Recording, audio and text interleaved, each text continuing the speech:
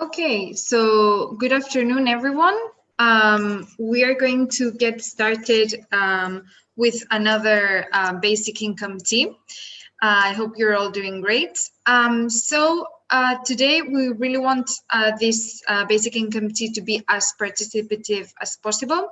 So I'm going to encourage you right away to introduce yourselves in the chat, your name, where you're based, and so on. And please feel free to use the Q&A chat box throughout the whole session. So any questions and that you would like to ask, do use the application there and write any comments or any thoughts that you have throughout the session in the chat box. You can discuss them yourselves and so on. So let's make it as participative as possible. Okay, so today we're going to speak about the Finnish basic income experiment, and we have two guests that probably do not need an introduction, but we're going to keep with the formalities. We have Philippe Van Parijs, who is philosopher and professor at the University Catholic of Louvain, and founder of the Basic Income Earth Network. And today currently, he's also in the International Advisory Board. We also have Olli Kangas, who's an insider of the Finnish basic income experiment, and at the time of the experiment, he was the Director of Governmental Relations and took a very important part heading the whole trial of the basic income experiment. So, before we start with the questions and so on, we want to take a temperature check of what you think of the Finnish pilot. So if we could have the first poll question in the screen, we want to ask you what you think, what are your initial thoughts of the basic of the Finnish basic income trial? Do you think it was a failure or a success? What are your first thoughts about this? So we're just going to leave it for just under 30 seconds. Everyone can vote. So Olli and Philippe, if you want to vote as well.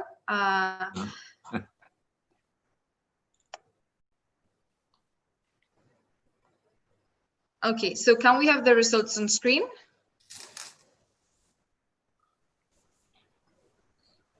Rather as, wow, okay. So 93% rather a success. Okay, good. So we're going to have this question again at the end. See if the temperature has changes or not. Okay, so Philippe, we're going to start with you.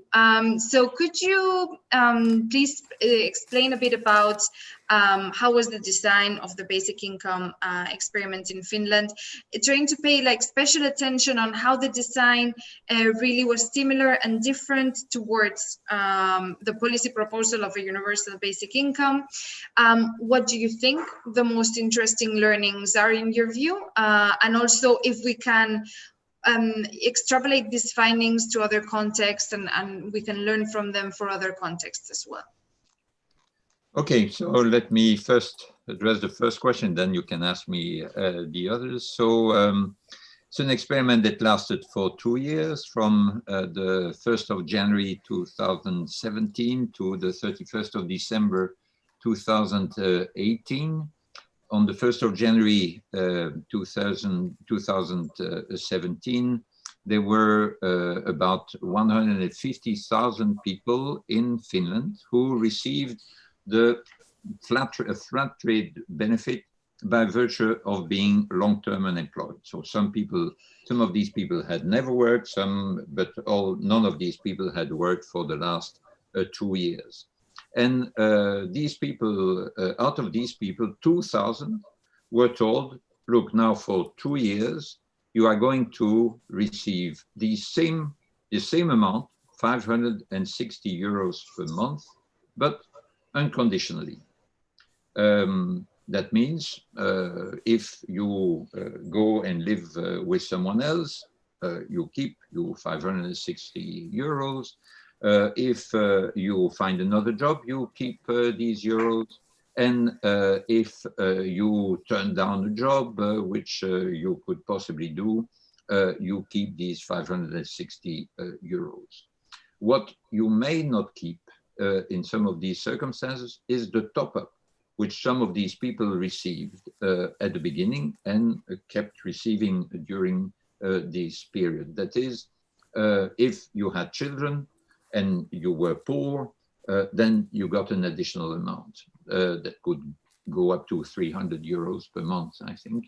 And also there were housing benefits that were dependent on your income situation, and this remains so. But the basic amount, 560 euros, was unchanged, but became unconditional.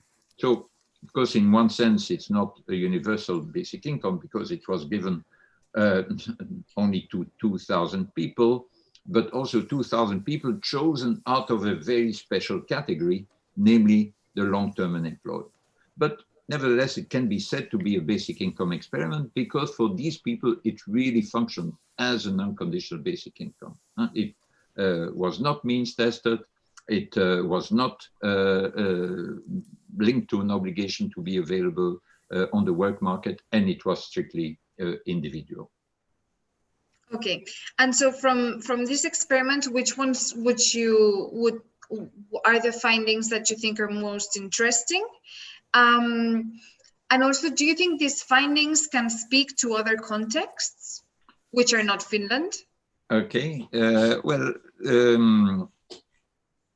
I must say that there were two reports on these experiments. So there was one report that was published last year and another one this year. Last year, the report was based on some interviews at the end of the second year, interviews with people both in the experimental group and in the control group. And what turned up is that there were significant difference, statistically significant difference, not huge, but significant. For example, as regards the experience of stress, the people who had received the unconditional basic income were less, turned out to be, to explain that they were, to declare that they turned out to be less stressed in their responses.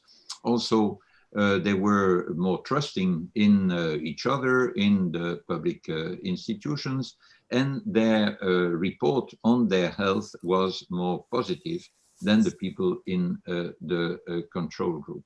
In this first report, also last year, there were some data about employment in the first year, during the first year of the experiment, because it took time for the administrative data to be processed and analyzed, so the full data were not available. And in terms of employment, there was no significant difference between the two groups. So there was some expectation with some trepidation for the second report, the report, full report that was published this year, last May. And there in that report, we had data also about employment in the second year. And what did it show? That then the difference in terms of number of days of employment defined in a certain way was significantly higher in the case of the experimental group. So on average, 6 days of work more for the people who received these 560 euros unconditionally compared to the others. That means that the fact that you could combine it with an income from another source more than offset the fact that you were no longer pushed into a particular job.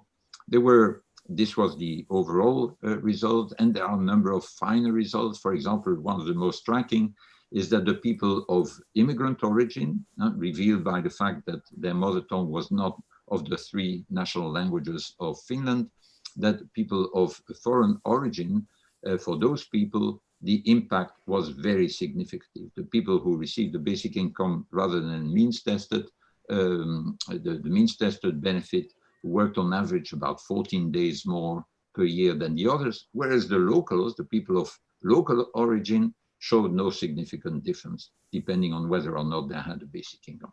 There are a number of other results to which no doubt we'll come back with Olli, but I'll just mention that one. Just a word, what does it teach people in other countries?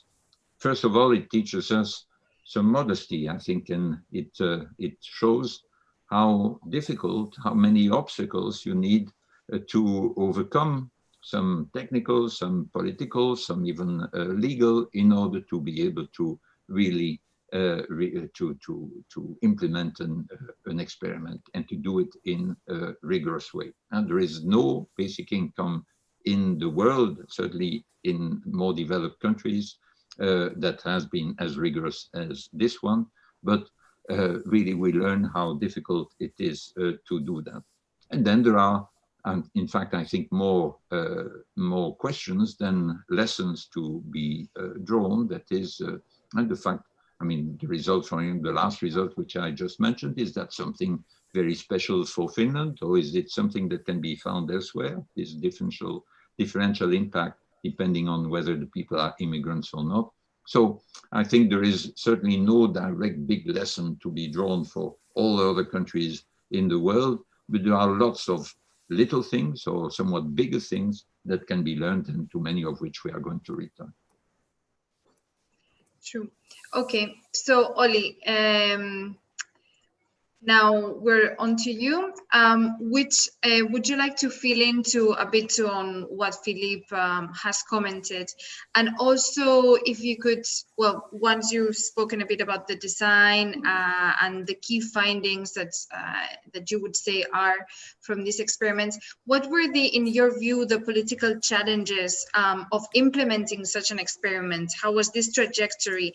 And also, how has these political challenges kind of fed back into the design of the experiment and shaped the design itself? The summary that was given by Philippe, it was very good and accurate, so that I have not that much to say.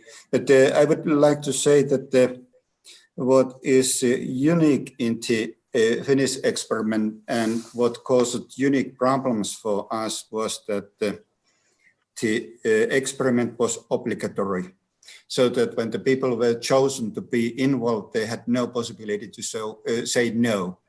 And that prevents selection bias, so that that's very strong experiment in that sense. But it caused legal problems, because if you have obligation for people, legal obligation to participate, in that case, you have to write a law, legislation for the experiment. And we had a very short time frame in front of us, so that usually when we write legislation in Finland, it takes something like 1 year or 2 years to implement it. We had less than 1 year, so that we did everything in 6 months, so that it was a very, very intensive period to write it, just because of the obligatoriness. So that if there's a voluntary experiment, as very many other countries have experimented with that kind of experiments, it's easier. You don't need to bother with legislation. And what the ministers were very interested in was not only the Finnish legislation, but also the European level legislation, so that how the European Union would react on a kind of social security benefit called basic income if it were implemented in Finland. Is it a portable benefit or not? So that was a big issue. And then the experiment was nationwide randomized experiment with treatment group and a control group. In that sense, it was a very strong experiment. But of course, the problem was that because of the time pressure, because of the limited amount of money, we had to make things simple and shortcuts in that way that we had to take unemployed persons getting employment benefit from social insurance institution, because it was easier to take the sample. We had all of them in our registers and it was easy to take the sampling. And also it was easier to make a platform to pay out the benefit, because in social security institution or social insurance institution, we had already something for the unemployed persons, and it was easier to build up a platform to pay out benefit. on the basis of the existing systems. So that there were legal and technical problems, as Philippe described, and we managed to solve them. And because in that time when the experiment started, we had Center of the Right Government, and they wanted to study employment effects. They were not that much interested in other effects, so that the main target in this experiment was to study employment, and very many other people who are in favor of basic income, they are saying that employment is not the main idea with basic income, but there's some other more fundamental ideas, for example, human freedom, empowerment, etc., etc. So that those were the limitations that we had to take into consideration when we were planning the experiment. But I think that when it comes to that question, that was it a failure or success, I would say that it was not a failure in that sense that we managed to do it. There were so many obstacles and so many hindrances, and we managed to do that. And in a final place, the Constitutional Committee was a question mark, because this was a human experiment with obligatory participation, and we had not that kind of experiments in this country, so that it was the question mark if the Parliamentary Committee of Constitution would say that we can carry out the experiment or not. But in the final end, they gave green, and we could do that. And now the door is open for better experiments that are more suitable for answering those questions that remained unanswered in this minor experiment that we had. I think that most certainly, as you were commenting, maybe one of the consequences for the political debate on UBI about this experiment is that maybe it has centered the discussion a lot on UBI effects on employment and unemployment rates, whereas UBI is a much more broader policy alternative and is related to many other issues, and especially it is related to employment and unemployment, but not only in terms of how many days you're employed per year, but about the freedom to engage in one form of employment or another form of employment. The other question is as well, obviously, how I feel as a researcher is that experiments are very useful tools to learn about the consequences of policy. And of course, they're very strong and robust instruments to inform politics. And this is very necessary to accumulate knowledge and be more accurate. But as well, the outcomes are, or the desirable outcomes are something that are a political question. It's not a scientific question. So how do you feel about how the results have been taken up by the media or in the broader debates, and why is the side of the well-being kind of being downplayed, but the side of employment is being, paid more attention than the other type of effects, for example? So, one part of the evaluation of this experiment of Finland is to evaluate and look at the media discussion, how the results were interpreted in the media. And when the first results were given out a year ago, there was a huge explosion of media discussion that this is a failure. There's no employment effects whatsoever. And the opponents of the basic income, they said that there you see, basic income is not good for employment, and we can abandon and bury the whole idea. So that this was the final nail in the coffin of basic income. And not that much was said. Something was said, but it didn't got that much media visibility, and that argument that the proponents of the basic income said that there you see that basic income is not making people more lazy, because they are working a little bit more, not significantly, but they are not at least working less than those who are in the present social security system. So that argument that basic income is making people lazy doesn't hold. So that there were two brands of discussion, but that the employment brand was stronger.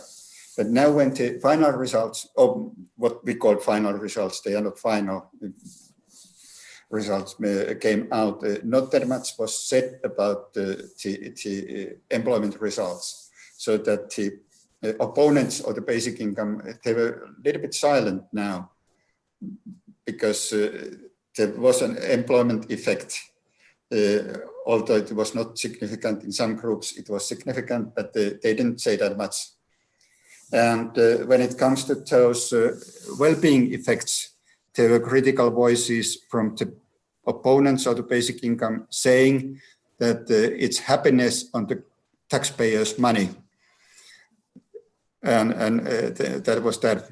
So that but of course the proponents of the basic income, they said that, okay, should we take that kind of social security system that is conditional and takes money away from people if they don't find employment, as our activation model did, and they are unhappy?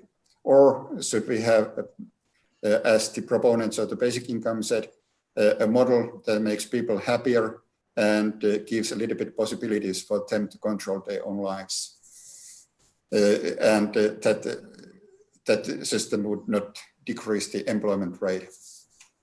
But of course, the problem is that what relates to your first question, what Philippe said, that we could not say what would happen if the basic income had been given to those people who are in employment, that if there would be a substitution effect or no, that if those getting basic income would reduce their labor supply or not, so that we can't answer to that question. But we can answer to that question that if people are made more enterprising and taking more employment or having more employment if they are unemployed. But the other side of the coin is in the darkness in our experiment. So that there must be other experiments that will study that part. Yes. So you would be in favor of having more testing of this idea, for example? Yeah, absolutely. And we got a new government a year ago. It's left to central government, and they said that they will start an experiment with negative income tax in the governmental program. And in the English version of the governmental program, they say that they will test basic income. So that I don't know exactly what they are going to test.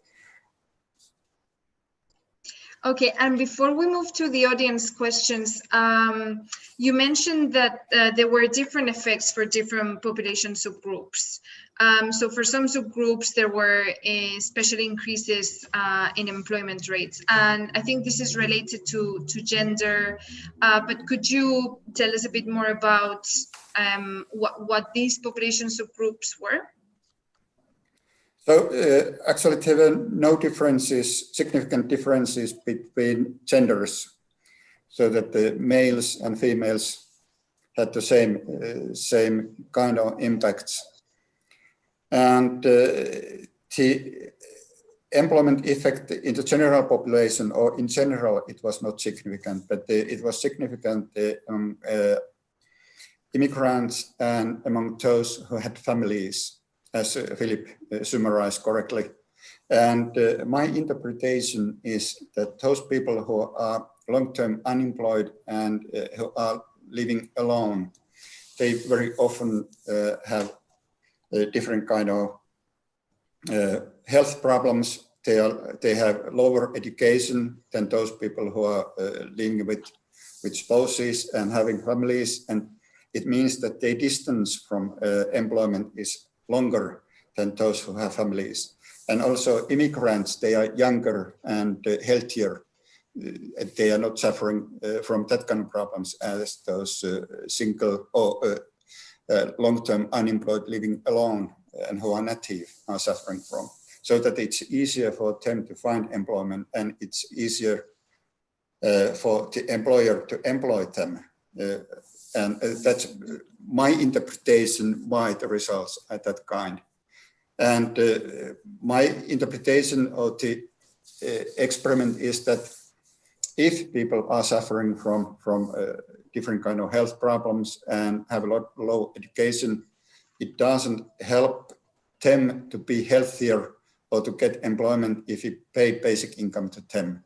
They may be happier and they may have possibilities to control their lives. But in addition to that, the unconditional money, they need health services, they need social services, they need employment services in order to get in to the labor markets. So that, the other thing that our experiment showed was that the government introduced a so-called activation model in the beginning of 2018. And in that activation model, the unemployed person had to show activation so that she or he had found employment. If the person couldn't show that, in that case, his or her benefit was reduced. And what we could say that in that control group, that formed control group 2018, employment levels were lower than in the treatment group, so that we could say that neither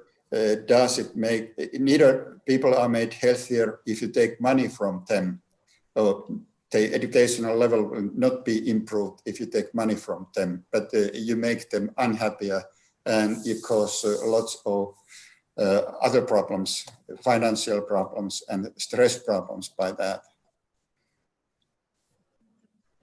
Okay, so before we move now to the audience questions, we're going to have a second poll, which is whether basic income experiments make sense now, or whether we should have more of them. So let's see if it has changed, or your interventions up to now have changed a bit the way. Here we go. So do we need more basic income experiments in Europe?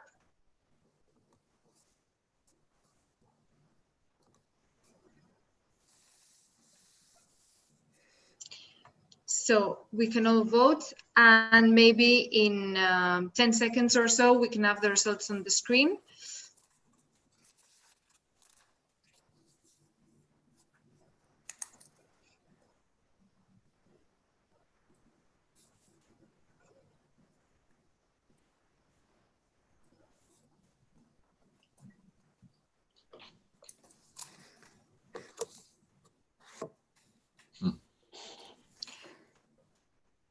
So it seems that over a third of people agree that yes, there's need of more pilots to help promote the case for UBI. And in general, it seems that the views that the majority of people agree to have more basic income experiments to strengthen the case, in a sense. So now I'm just scanning through the questions that you have asked, but in the meantime, Philippe, can we have your view on this question? Do you think we still need more basic income pilots to promote the case for UBI? Yes, I do, but it's very important to get the right framing for these experiments, because I remember one conversation a long time ago, that was in 1998. I met James Tobin. James Tobin, the Nobel laureate in economics, had been one of the main inspirers of the negative income tax experiments in the United States. And he told me, look, I haven't been surprised by what came out as the main incomes, the most politically most salient outcomes of these experiments. I have not been surprised by them, by their content, but I've been very surprised and disappointed by the political reaction to it. And what were these two main results as he described them to me? One was a decrease in the labor market participation of secondary earners, that is essentially mothers. There was a statistically significant, not huge, but statistically significant decrease in the labor supply of mothers, one. And two, there was, in one of the big experiments, there was an increase in the rate of divorce.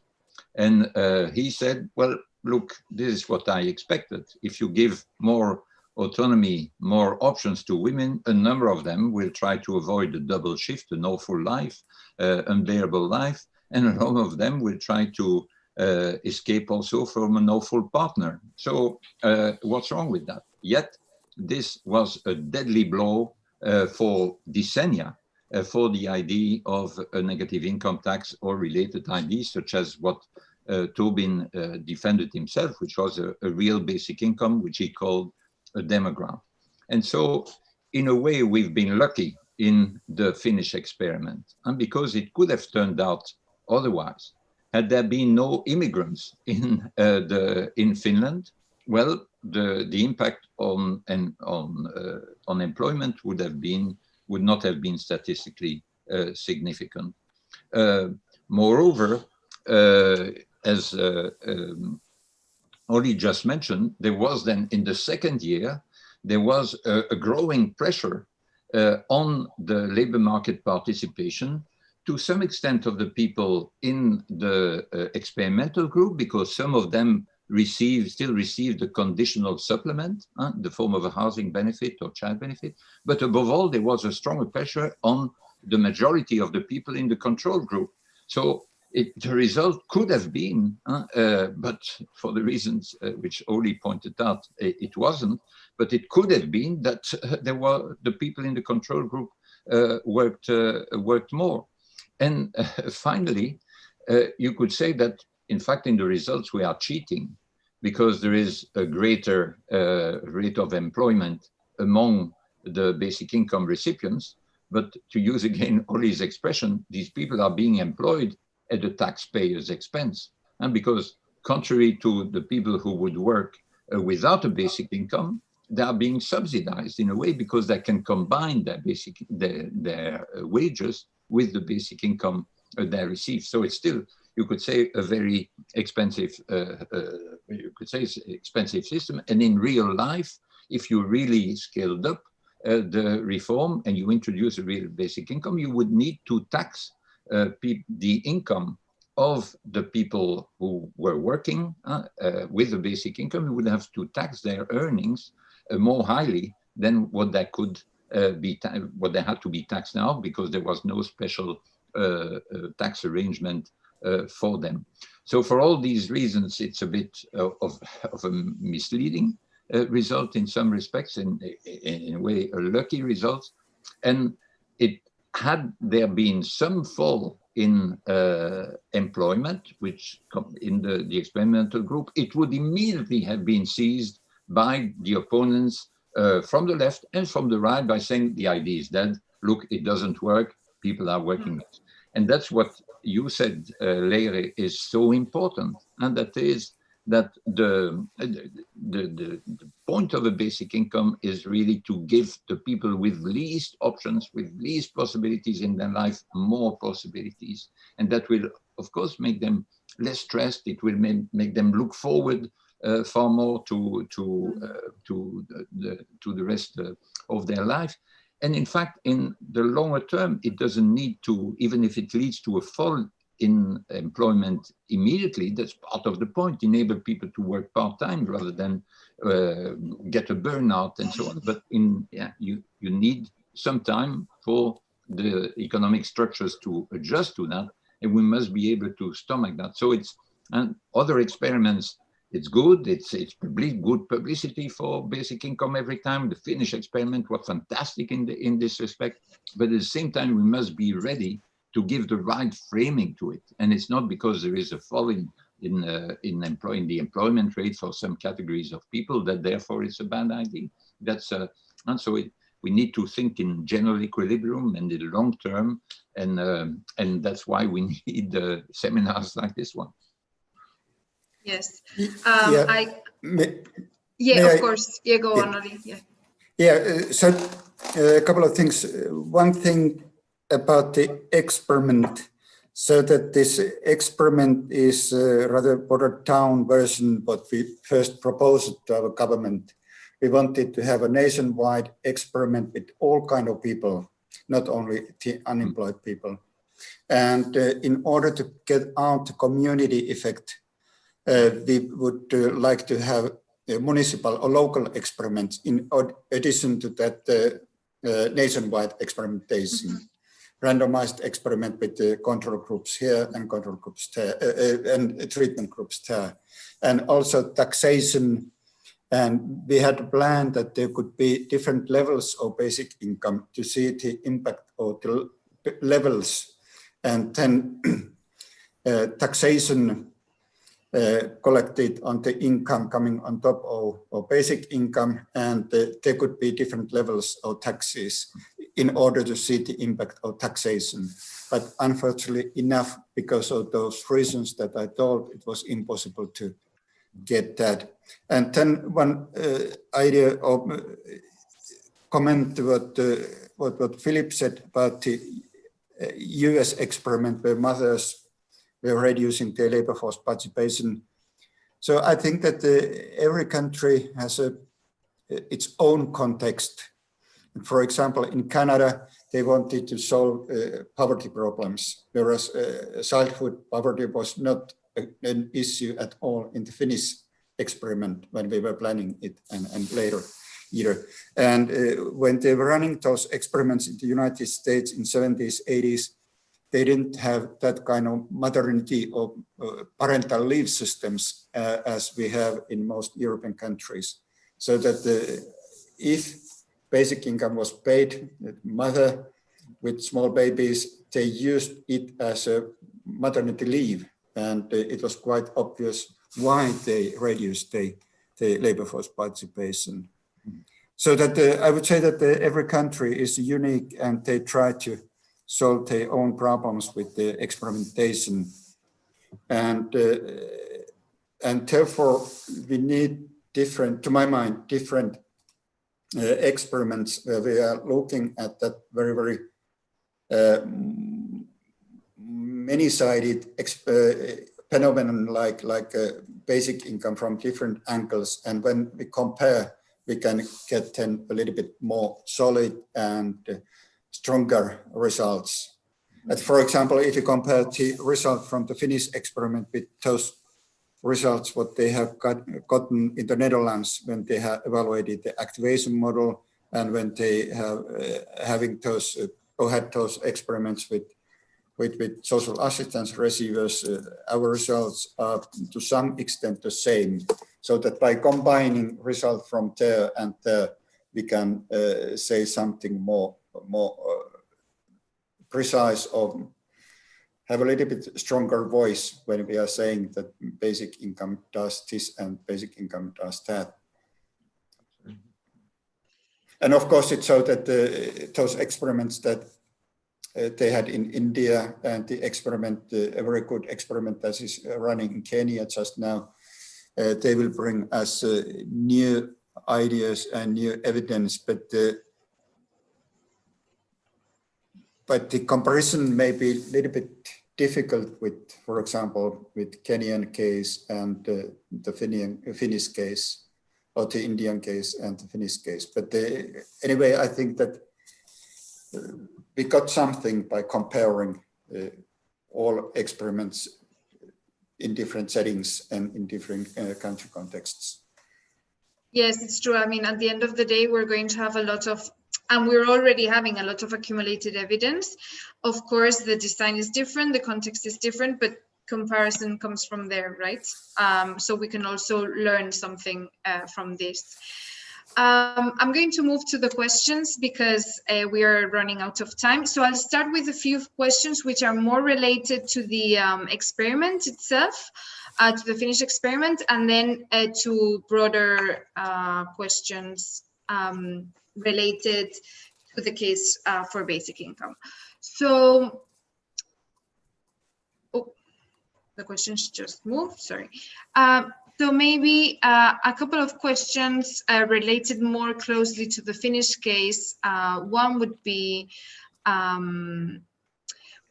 first, why did so many UBI recipients in the Finnish experiment decide to register for employment promotion services? And second, what key lessons can we learn from the Finnish experiment process for designing a second experiment? So not about the effects of a basic income, but for when designing other experiments, what lessons are there to learn? And of course, these questions are both for Olli and Philippe, so please choose. I think they're for Olli. As well as you wish. I mean, if you have something to say as well, it's for both. So.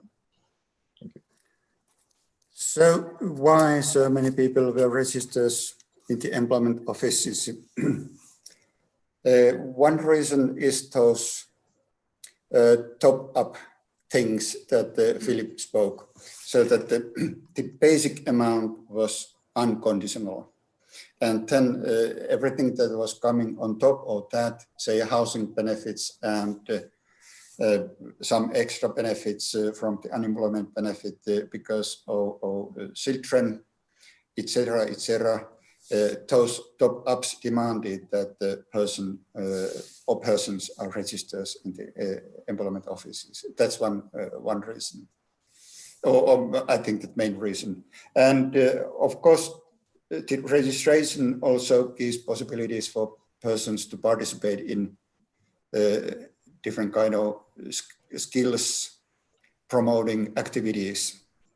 So that I think that people were thinking that, okay, when I register myself, then I have possibility to participate in all kind of labor market education and labor market skills promotion activities. So that there are a couple of reasons. So that I would say that it was not that strange.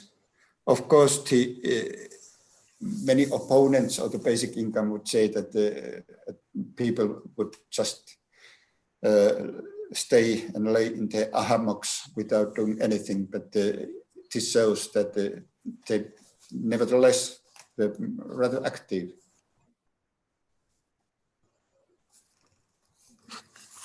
And then you had questioned that what's needed for planning a proper and good experiment.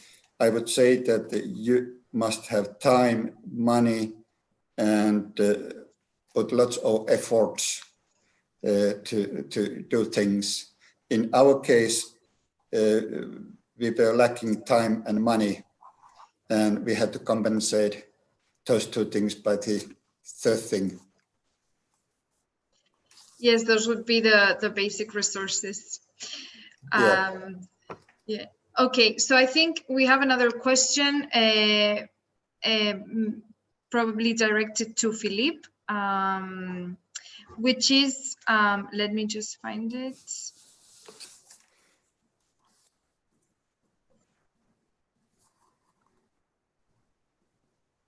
Okay, so it says, people like Philippe have been advocating for universal basic income for decades. Why is it so hard to get this idea into policy? Big changes come from big crises. So is coronavirus the crisis that can help propel the basic income into reality? And so this is one question, but actually there's a lot of questions about how we can turn this policy idea into real policy implementation, what maybe could be the specific steps for different countries to turn this idea into practice. Okay, that's a big question, a set of questions. Yes, I've been defending that idea for quite a long time. From when I was even younger than you, Leire, than you are now, Leire. So it's a long time ago.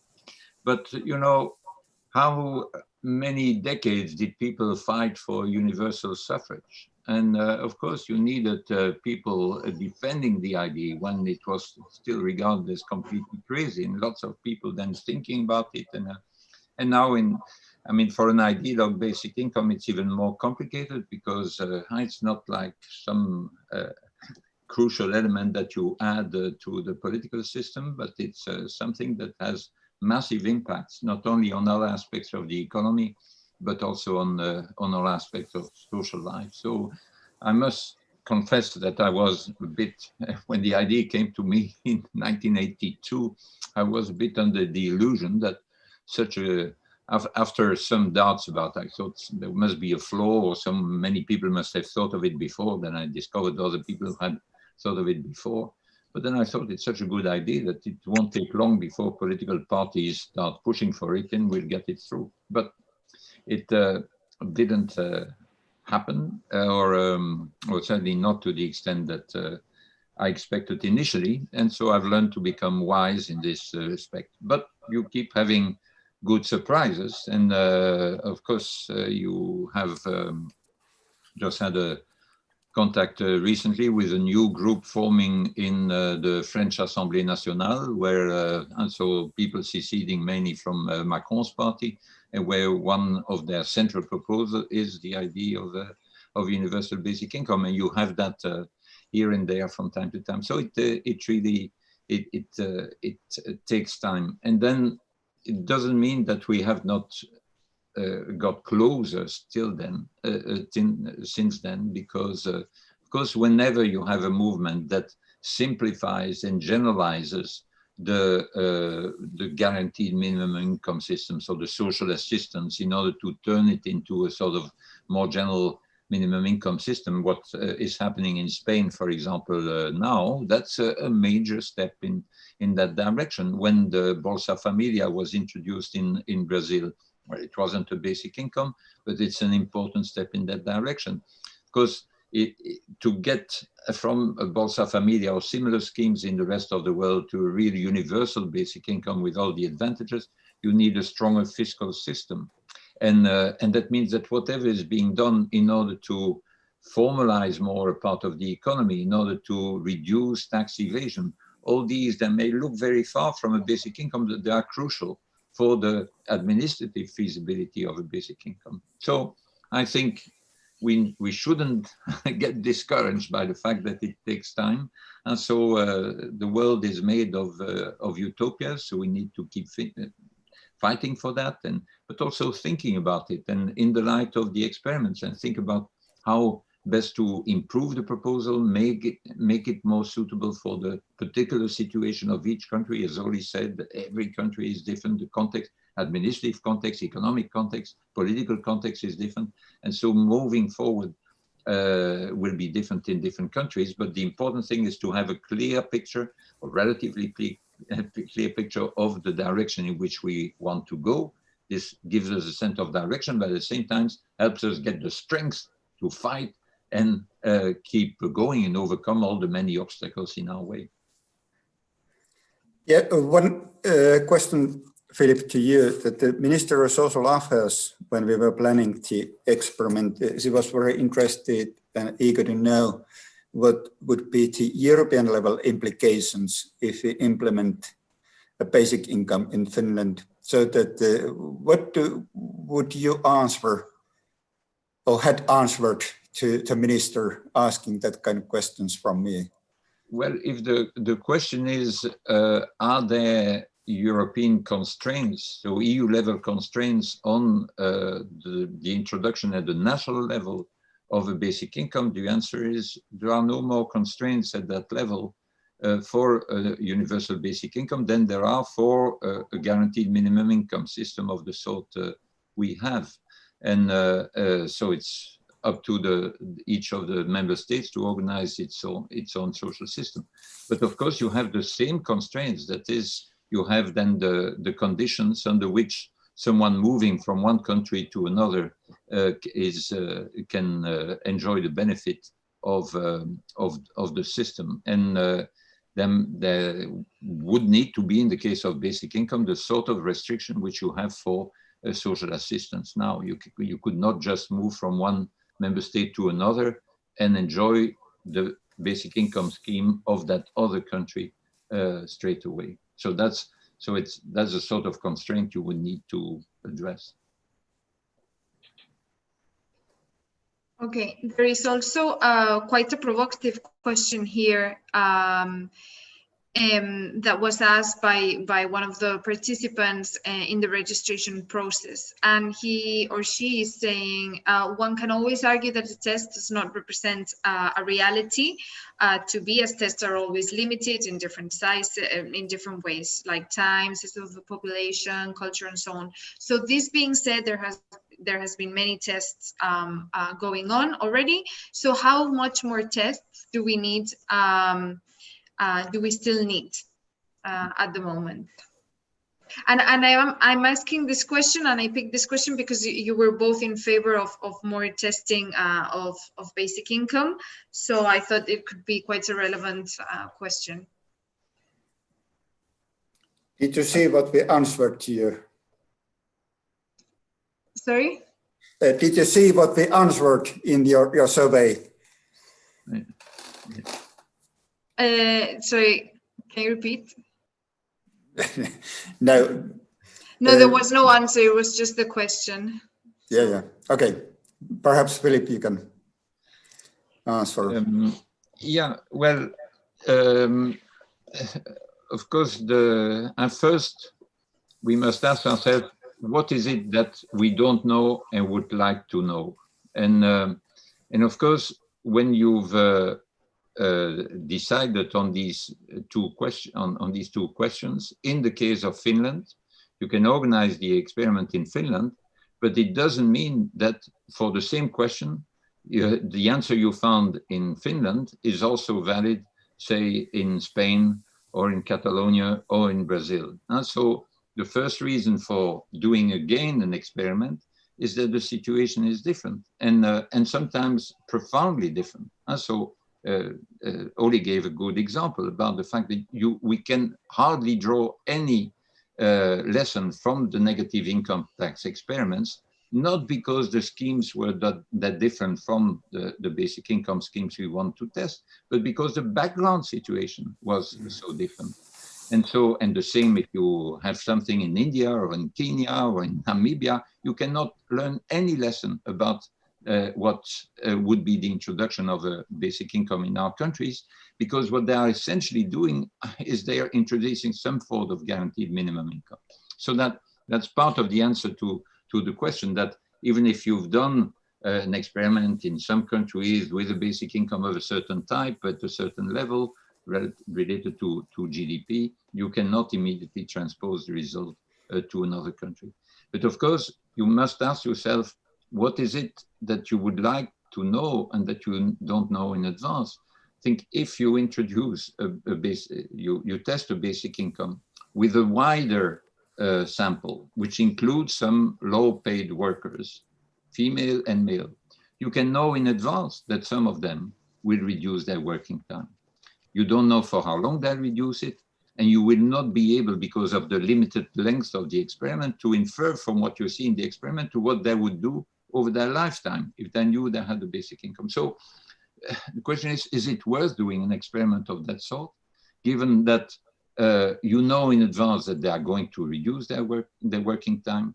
You don't know to what extent, but you don't know to what extent, the extent to which they will have reduced their working time reflects what would happen in real life. So you must really ask yourself, what is it you want to know? And so that's why the Finnish experiment is interesting, because it showed, for example, that people, according to the interviews, there was a significant difference in the trust people had in the institutions as a result of being controlled less, being distrusted less. Presumably that's the reason. They were also more hopeful about finding a job in the future. And so that's the sort of thing. So understanding the mechanism of that, the possible positive effects, also thinking about the way in which a basic income could be combined with other measures, in particular in terms of incentive for training or possibilities for training. All these things are worth experimenting, and that will then give increasingly the confidence to try it for real. Yeah, I share Philippe's ideas very much. And as regards to Finnish experiment and why I think that we need a new experiment here, is that this experiment was limited to the unemployed persons. So that what I would hope is that we could have a similar model that would be tested among the people who are employed and who have different kind of employments, ordinary wage laborers or laborers, and then self-employed micro-entrepreneurs, freelancers, platform economy employees or people working in platform economy, etc., and to see how basic income is, or which kind of impact basic income has on them and their labor force participation and general well-being. So that my answer is that yes, at least I would see more experiments in this country. Okay, so taking advantage that we're almost reaching to the end and we're leaving this discussion with more experiments, I want to ask you a provocative question to both of you. So would your opinion change towards UBI if there was another experiment, maybe this time, Olli, as you were saying, with employed people, and the result was negative in terms of employment? So let's say that employment dropped by a lot. Would you change your views about UBI? So, it's for both of you.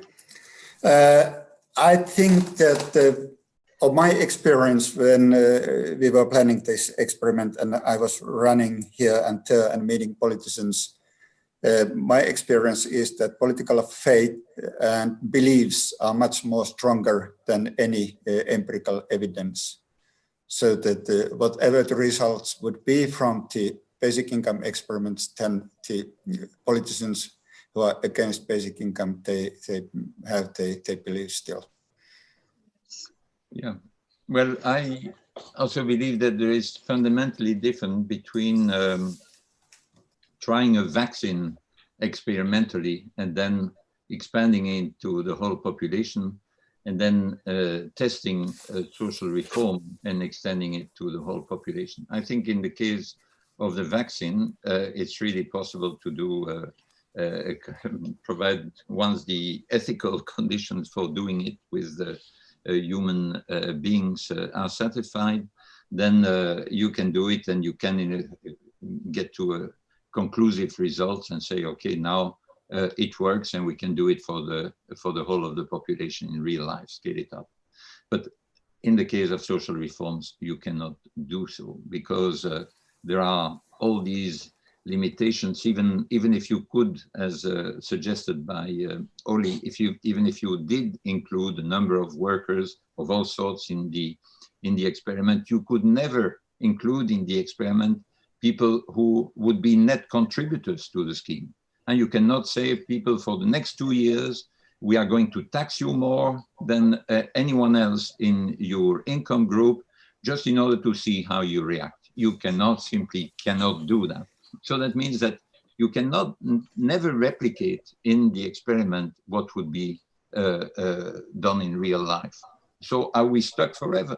No, we are not stuck forever. Just as we were not stuck when we introduced social assistance in the 16th century. No one thought of doing randomized experiments between some villages in Germany, some villages in Flanders to see whether poverty would increase and decrease if you started distributing food to the poor, if the public authorities did that as they started doing at the time, rather than private charity. No.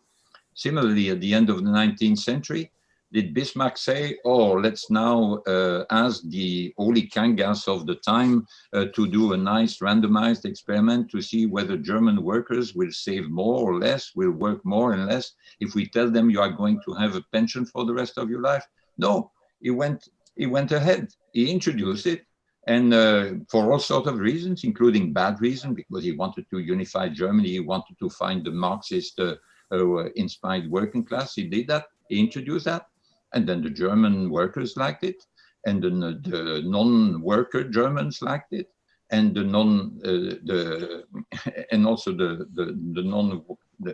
non-working Germans, but also the working French, the French workers liked it, and so France said, well, if Germany can do it, we'll do it better, and so on. And so that's the way in which the two existing components of our social protection system arose. So social assistance, 16th century, social insurance at the end of the 19th century, and for basic income, it will be the same, with some of it that coming in from the back, as it were. We have universal child benefits in a number of countries, universal pensions in a number of countries, an increasingly systematic minimum income system, increasingly individualized in some countries. So in all these ways, then you gradually get to it. And then at some point you say, well, there will be a modest basic income, 560 euros or so, that will need to be supplemented in some way. And so at some point, a politician will think, well, I'll make it my thing, as what has happened now with Andrew Yang in the US, has happened with Benoît Hamon before, it happened a long time ago with George McGovern in the United States, etc. So that's, in my view, the way forward. But experiments will not be decisive in that, but they do play a role, and they help people think more deeply about. So I'm very grateful to people like Olli to have had all the obstination to go through all these obstacles and then stimulate this thinking and discussion worldwide, thanks to the hard work he did, and sometimes very thankless work he did. Thank you. Yeah. Okay, so it's now 6. So unfortunately, we have to wrap up and yes, and end this webinar. But I want to sum to Philippe's thank you to Olli for the hard work in the experiments, and Philippe for you developing the idea, and both of you for participating here in this webinar today. Also, a big thank you to the audience, because I've seen that you have been participating a lot through the chat, but also asking a lot of questions.